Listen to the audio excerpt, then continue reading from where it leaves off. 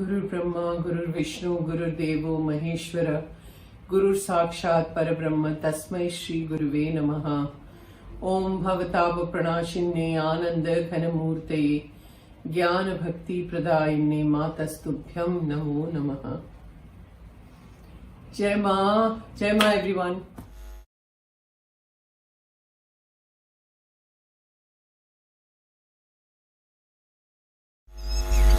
अब इसी का अनुसरण करते करते विषय तो बीच में छोड़ना अच्छा नहीं है। मेरे पास सुझाव आया है कि इस प्रकार के मां के अवतार के संबंध में किसकी क्या राय है, कौन किस दृष्टि से दिखता है, इसके बजाय माँ का मातृकुल, पितृकुल, उनका जन्म वृत्तांत आदि, इसमें आप लोग ज्यादा रस लेते हैं, ऐसा सुझाव मेरे पास आया है। मां की लीला का दर्शन किसी भी दृष्टिकोण से करेंगे तो हमें उसमें आनंद है, रस है। आप लोगों को जैसा चाहिए उस प्रकार का जितना हो सके मेरे से मैं मातृकथा कर सकता हूं। अंततोगत्वा समय का मर्यादा तो है ही, तो इसी मर्यादा में रहकर जितना कुछ कर सकेंगे हम कर ही जरूर लेंगे। और एक सुझाव मेरे पास आया है, बहुत अच्छा सुझाव है वह, कि जैसे मां की लीला हम देखते हैं, महापुरुषों का उनके प्रति का दर्शन देखते हैं, उसी प्रकार मातृवाणी का भी हम कुछ ऊहापोह करते रहेंगे। बड़ा अच्छा सुझाव है। तो इसके लिए मैंने हमारे आदरणीय नित्यानंद जी से बात की कि जो समय प्रश्नोत्तर के लिए हम रखते हैं उसमें अगर कोई प्रश्नोत्तर नहीं रहेंगे तो मातृ सत्संग के समय पूर्व में जब मां से सवाल किए जाते थे और मां द्वारा उसका जो जवाब दिया जाता था उसी का अनुशीलन हम उस घंटे में करते रहेंगे। तो दो बातें मैंने इसलिए आपके सामने रखी कि ये मातृवाणी का इतना सुंदर प्रस्ताव है। मेरे मन में भी वही बात थी कि प्रश्नोत्तर के समय अगर मां के ही प्रश्नोत्तर का हम वहां वो करेंगे तो और अधिक, हाँ व्यक्तिगत प्रश्न हो उसको उसका भी हम उसकी भी चर्चा हम लोग कर लेंगे यहां। लेकिन ऐसा है कि जो बात चली है उसे बीच में छोड़ नहीं सकते, ये तो अपराध है। इसलिए ये जो बात चली है अभी कि महात्माओं की मां के प्रति दृष्टि, ये भी अन्य अवतारों से मां की क्या विशेषता है ये बताने का सुझाव मेरे पास पहले ही आया था। तो इसलिए इस विषय को हम ले रहे हैं।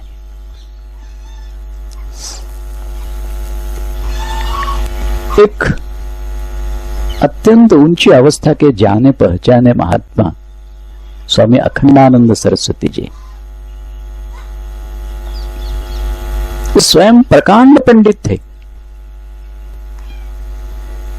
स्वामी करपात्री जी जैसे एक लोक विलक्षण प्रतिभा के दार्शनिक के पास कई साल उन्होंने गुजारे हैं। इतना भी नहीं, पारंपरिक पठड़ी के अनुसार शास्त्र अध्ययन भी उनका हुआ है। इतना भी नहीं, वे स्वयं साक्षात्कारी है। भगवान श्री कृष्ण का साक्षात्कार उन्हें हुआ था। उनके संबंध में ऐसा ही कहा जाता है कि उनके उत्तर काल में वो प्रतिक्षण भागवत ही जीते थे। मां के प्रति उनकी विलक्षण श्रद्धा थी। कई कई बातों में मां की सहायता भी उन्हें मिली है। साधना की बातें छोड़ दो, आध्यात्मिक उन्नति की बातें छोड़ दो, उसका जिक्र करेंगे हम, लेकिन व्यवहारता भी वो संन्यास लेना चाहते थे और उनकी पत्नी अनुमति दे नहीं रही थी। नियम ऐसा ही है, पत्नी के बिना अनुमति संन्यास नहीं ले सकते। बड़ी दुविधा में पड़ गए थे वो। इधर तो मन की संन्यास की अवस्था हो गई है, लेकिन शास्त्र दृष्टिया संन्यास तो मिल नहीं रहा है। तो मां ने ही उनकी पत्नी को इस प्रकार समझाया है कि उन्हें खुद होकर अनुमति दे दी।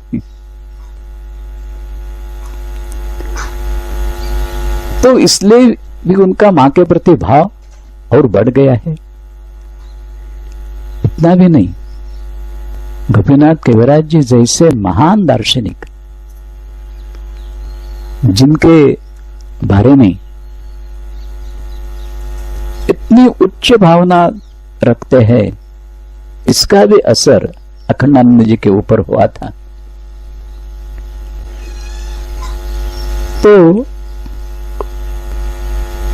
मां को एक दृष्टि से साक्षात भगवती के रूप में ही वो देखते थे। एक प्रसंग मैं अब आपको बताने जा रहा हूं, बड़ा अद्भुत प्रसंग है वो।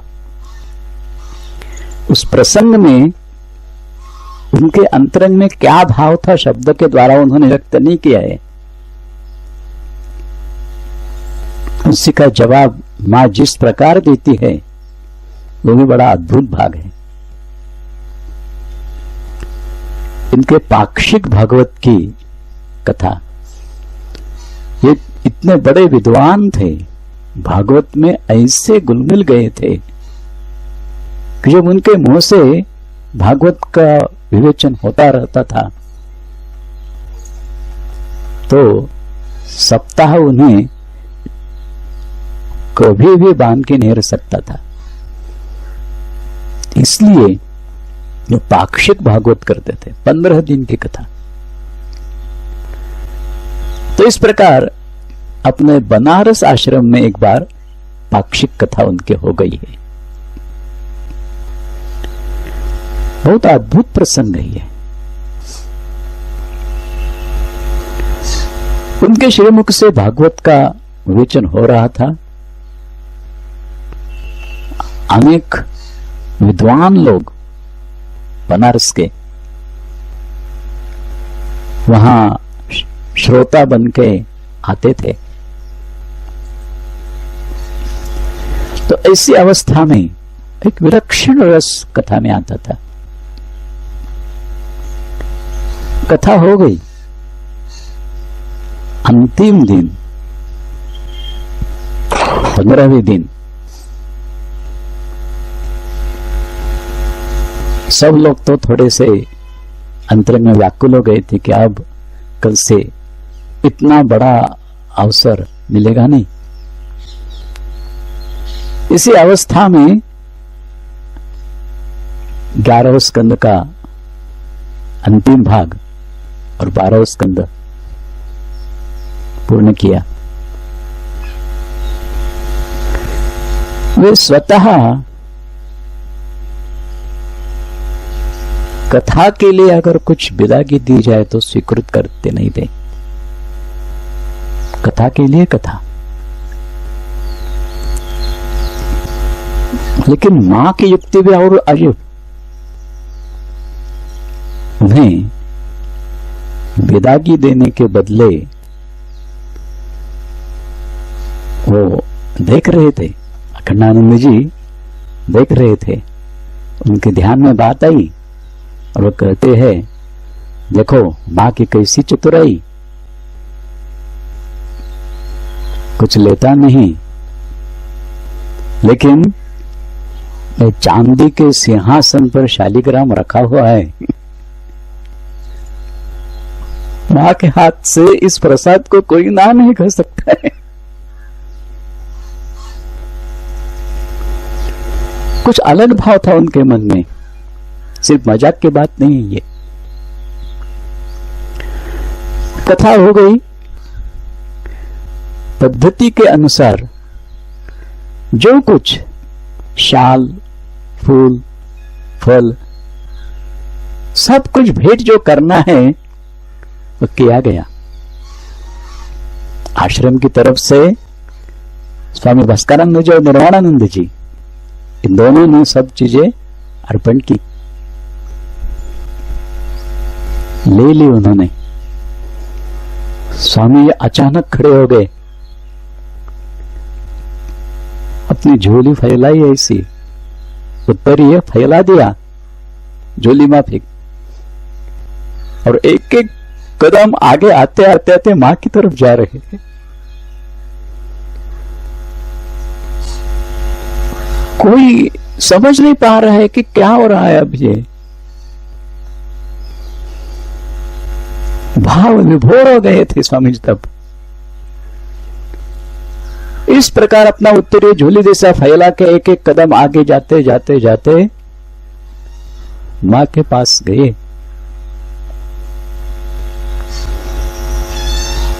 और कहते, मां कुछ भिक्षा दे दो।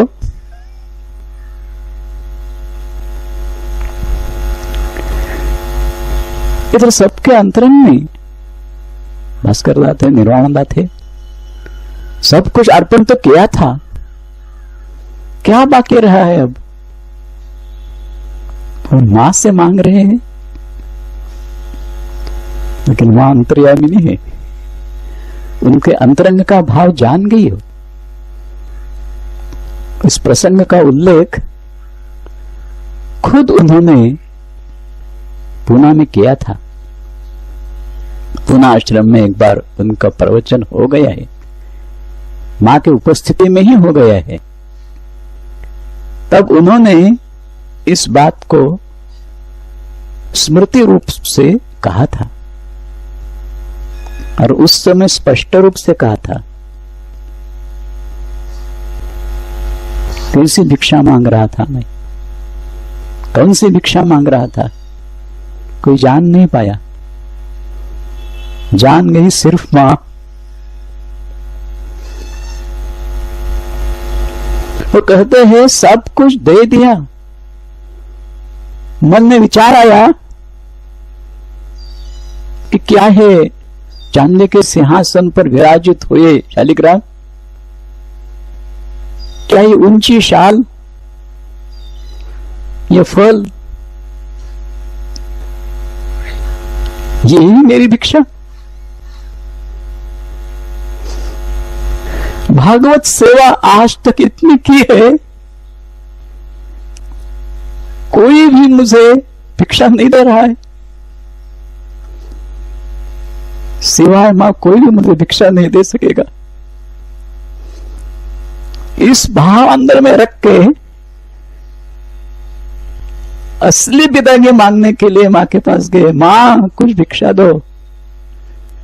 मां तो अंतर्यामिनी, अंतर का भाव जान गई, और क्या करती है, दोनों हाथ से उनका आंचल ये जो फैलाया था उत्तरीय, उसे थोड़ा सा आगे कसक लिया, उसमें सर रखती है और कहते, बाबा अपने को दे दिया आपको।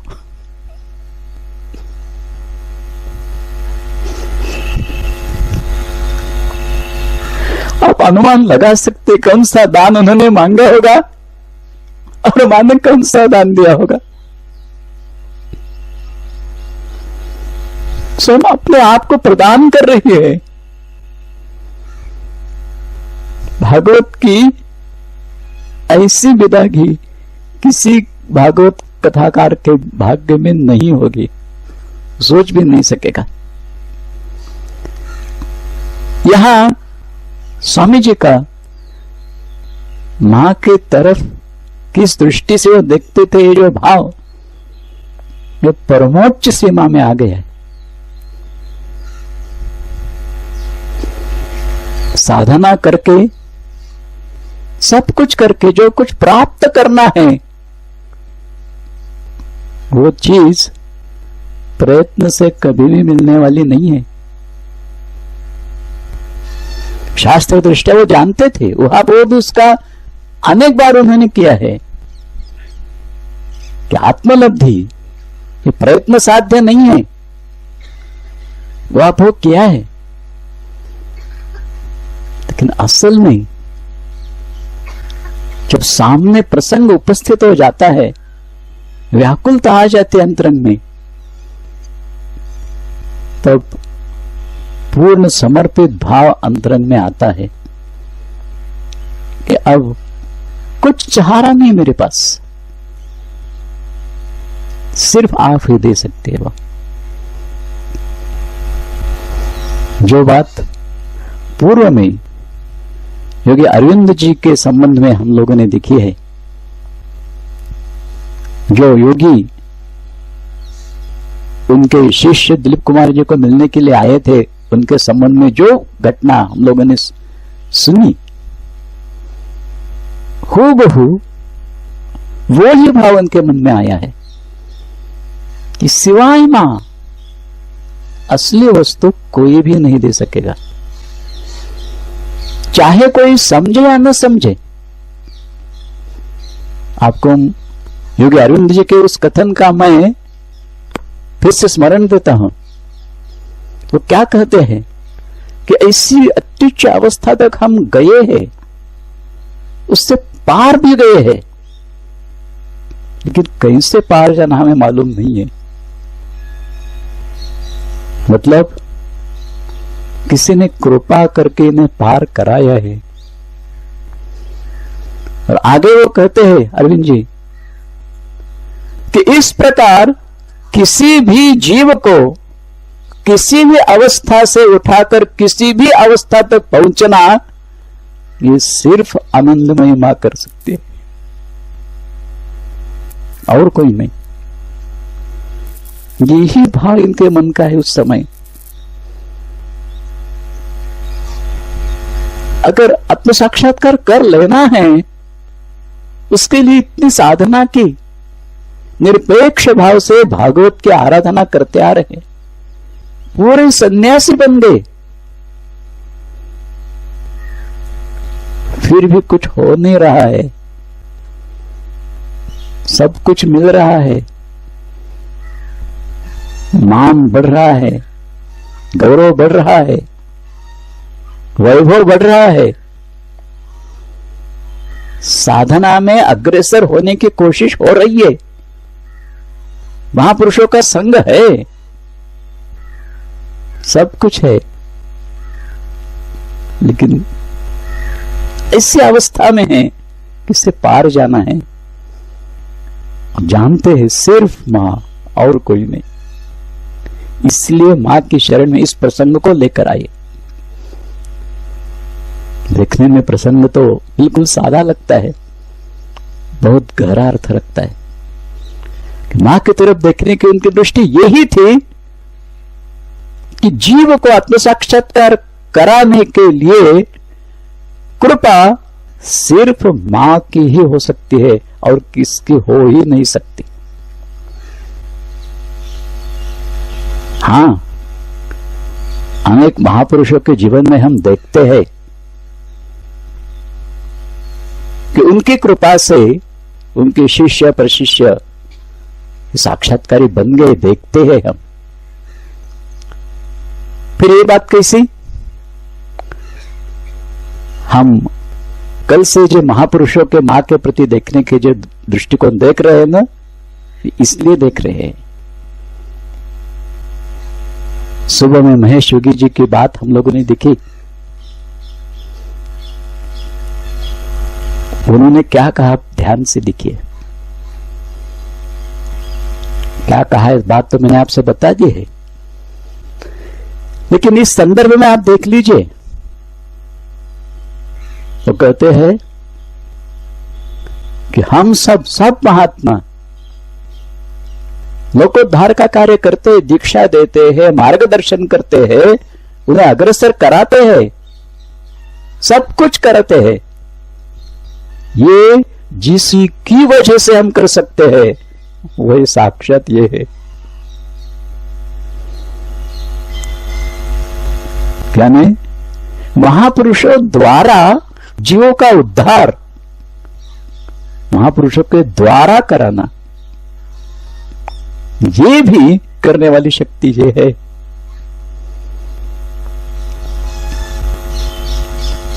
तो ये अत्यंत उज्ज्वल स्वरूप श्री श्री मां का जीवनालेख देखते समय कभी भी ये बात ध्यान में नहीं आएगी। सब प्रसंग हम देख सकेंगे, देखते भी है, पढ़ते हैं, सुनते हैं। अत्यंत उज्ज्वल दिव्यमान एक एक लीला है, पर सबसे ऊंचा यही मां का दर्शन जो महापुरुषों के वचन से विस्तृत हुआ है।